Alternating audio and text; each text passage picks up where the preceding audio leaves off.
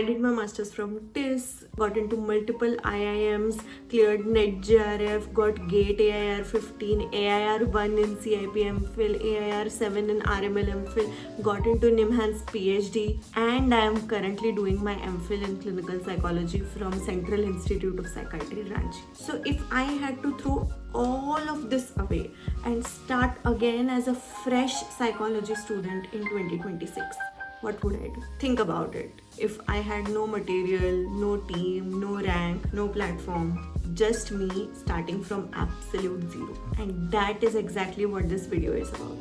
Hi everyone, welcome back to my channel. I'm Sanika and you're watching Psycho Didi. I have personally watched so many psychology students struggle and not have clarity about how to prepare, what to choose, what degree to get into. Not because they don't work hard or they are not smart enough, just because they do not know what to focus on. So without further delay, let's talk about it. In this video, I am going to tell you 7 crucial things that you need to know before you start your entrance exam preparation, which will put you in the right mindset, help you understand what to do and what not to do, and at the end it will also give you a perfect starting point to start your entrance exam preparation in psychology.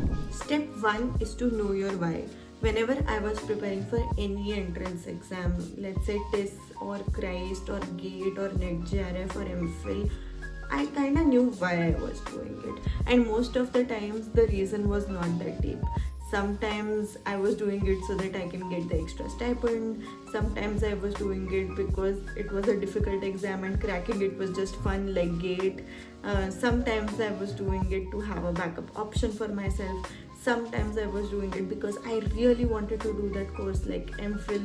So if you know why you are doing it instead of just doing it because everyone else is doing it, it gives a lot of clarity. And what happens because of that is every time you are not consistent or you fall behind, you can think about why you started doing it, and that why will motivate you to get back on track. So maybe if you are watching this video, take a book, take a piece of paper and write down what entrance exam you are preparing exactly for in psychology and why are you preparing for it. If you can write a free flowing write-up of 1 page, that would be great. This will become your North Star, this will become your anchor point, and this will help you get back on track whenever you slip. Step number 2 is understand the syllabus of the exam. Her exam का अलग अलग syllabus होता है. Sometimes the syllabus is available on the website, sometimes it's not available. For example, CUET PG syllabus, NET JRF syllabus, GATE syllabus, syllabus for some M clinical psych entrances also is available on the website, but syllabus for exams like NIMHANS or CIP or even other psychology entrance exams is not available on their website. During such time, being associated with Psycho Didi can really help you, because we have a website link for it which I will put in the description. In that there is a free course called Free Resources in which I keep uploading syllabus of different exams. Even if it's not available, I'll compile whatever I know and make a mega syllabus of all the M clinical psych entrances that you have to give.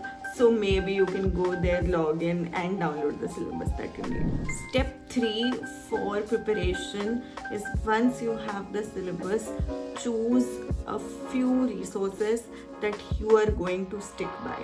I really do not recommend that you go into every Telegram group, every WhatsApp group, join every class, join everything that is there on the internet, because what happens is that just confuses the shit out of you. हर इंसान का पढ़ाने का तरीका अलग होता है, हर इंसान के हिसाब से important चीज़ें अलग होती है. So it is important that whatever you align with, you ensure that you stick by those resources. For example, let's say you are preparing for CUET PG, then maybe Cicerelli, one CUET PG preparation note set.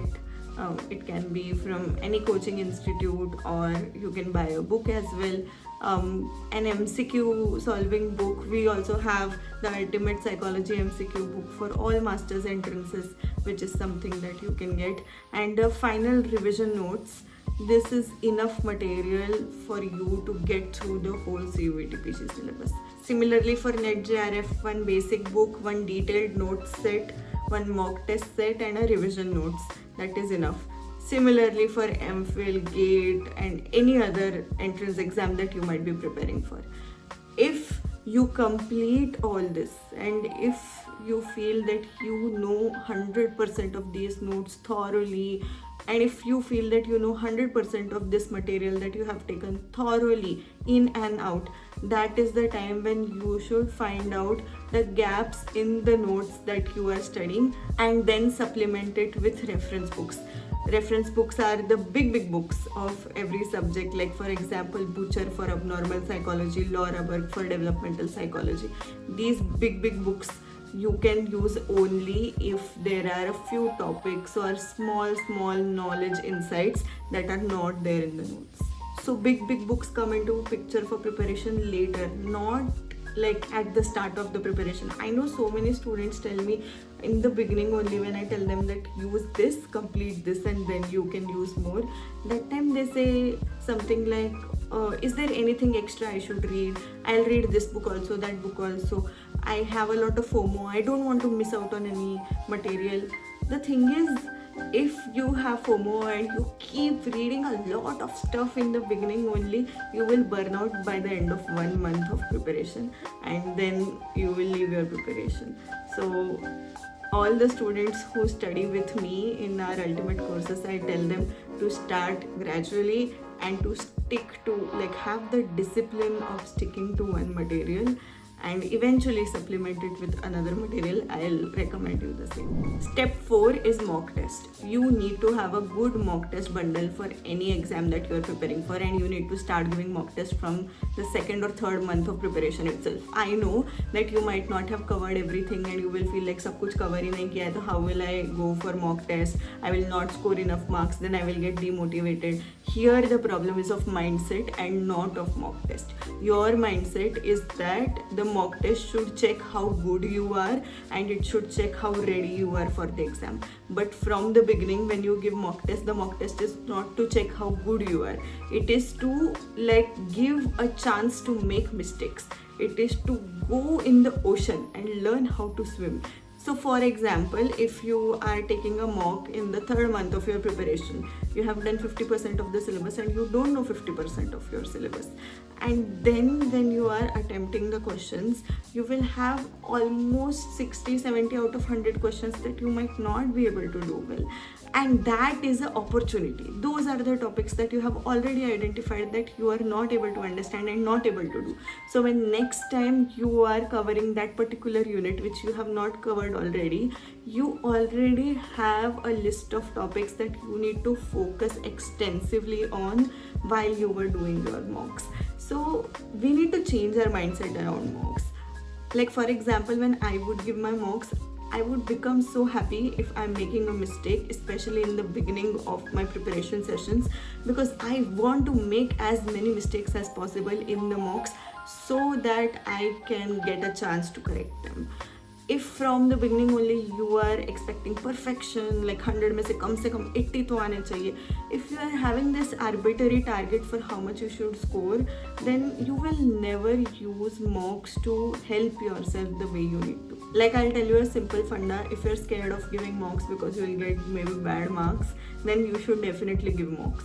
And if you are thinking that in the beginning you will associate your marks with your self-esteem or confidence, then you need to sit with yourself and think about why you are giving mocks and why you are associating the marks with your ability or competence or confidence when you are not even done with the whole syllabus yet. And even if you're done with the whole syllabus, why are we judging ourselves thinking that mocks are the final marks? Because mocks are exactly to make sure that our final marks don't look like this. It's to make sure that we work on our mistakes. Step number 5 is I would choose my bare minimum. Means I would decide the bare minimum that I have to do every day to stay in touch with the syllabus. It might be 50 MCQs, it might be reading for 30 minutes, it might be anything. But I will not leave a single day when I am not in touch with the syllabus. Let's say if I miss a week of preparation and I am not in touch with the syllabus at all, usually it is a lot more difficult to come back to studying when I have taken such a long break. So if I am doing 20 MCQs, which is taking hardly 7 to 8 minutes of my time, when I am on leave as well, it helps me feel comfortable with getting back to studying, because I have been studying all the time. And because I was studying for entrance exams with my college and I didn't take a gap year for it, I did not have the time to study aram se. I had to really squeeze in each 10-minute gap that I could find. Like if between two lectures a professor is coming late and I have 20 minutes of time, I would do a unit-wise MCQ solving session. And that, like staying in touch with syllabus as much as I can, that really helped in making sure that my memory was not going to waste. Whatever I was studying was not going to waste. And the last step is I will not let my college define my ability. When I was studying my bachelor's in Fergusson College is not like the best college in India to do your bachelor's in. There are people who are studying in LSR, people who are studying in Christ University, people who are studying in way more fancy colleges than I was studying in my bachelor's. And from my senior batch, only one student had managed to get into TIS. And from her senior batch, almost nobody had managed to get into TIS. So I was a little skeptic if students from my college even made it to TIS or not. But I thought that I will not decide my future based on which college I am from. I will decide my future based on the effort that I am putting. I've seen students studying in top colleges not clear these entrance exams, and I have seen students from colleges whose name you might not even know clear these entrance exams like it is the easiest thing to do. I wouldn't let the label of my college decide my future. I would take radical accountability on myself about what my future should look like. If I was starting today, I would not try to be the smartest person in the room, but I would definitely try to be the most consistent one. The one thing that I'm sure of doing is that I would outlast. I would keep doing and doing and doing and doing no matter how many times I failed. Because if I just refuse to give up after failure, I am bound to win at some point, right? Every exam that I have cleared did not come from like some magic trick or some special strategy. It came from doing the simple, boring things repeatedly, over and over again, without quitting. That's genuinely it. And I told you at the end, I'll give you a thing that will help you kickstart your preparation. So we are doing a free Psychology 101 bootcamp. And this is not because students need more information, there is enough of that already, but because most of you need clarity and structure. I'll show you the roadmap, I'll show you where to start and where to go next. If you want to start any psychology entrance preparation right now, this bootcamp is the best starting point because we are going to cover the entire CISRELI in 25 classes. The link is in the description and it's completely free. And you know what? I'd genuinely love to see you there. I will keep posting more videos about entrance preparation. Until then, keep studying, keep watching my videos, and I will see you in my next video. Bye bye.